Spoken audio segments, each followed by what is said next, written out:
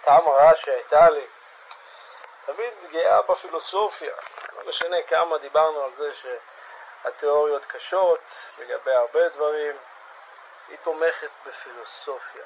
פילוסופיה היא ההפך הגמור ממעשיות, פעלתניות וכל מה שקשור לאקטיביזם חברתי. הייתי אומר פרודקטיביות מול פסיביות, אבל אתה יודע, כל מה שקשור ליום האחרון, לדרך לשם הולכים, ובוא נפלצן את זה, בוא נתפלצן על זה. מה, כמה, איך וזה. תראה, הקונספט הוא שלא תוכל לשכנע את כולם, שתמיד יהיה להם דעות, ולנצח אתה תהיה בתוך איזה מבוך של תסכולים אינסופיים, ותקבל את זה. או צא לדרך משלך, לכאורה אקטיביסט יגיד, אבל זה לא האקטיביסט שאני מדבר עליו.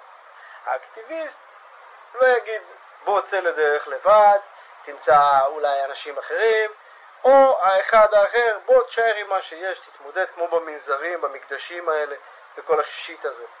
אני הייתי הולך על גישה אחרת, קצת יותר פשוטה, פשוט תגיד לאנשים שאיתם אתה נמצא מה לעשות. זה ייקח קצת זמן, ייקח להם הרבה זמן לצאת מהפילוסופיה האידיוטית שבנתה אותם ביחס לפילוסופיה האידיוטית שבנתה אותך, ובסוף מכל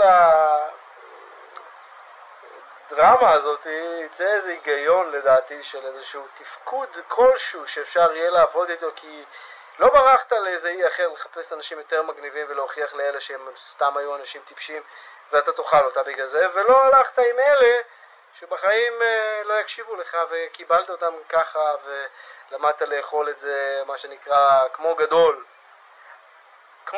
ולא כגדול, בהבדל הזה שהוא מינורי אבל הוא באמת סמנתי הבדל משמעותי, כי אתה מראה להם במה הם טובים לך ומה הם לא. לא הייתי נכנס עכשיו להרפתקאות אחרות, כן?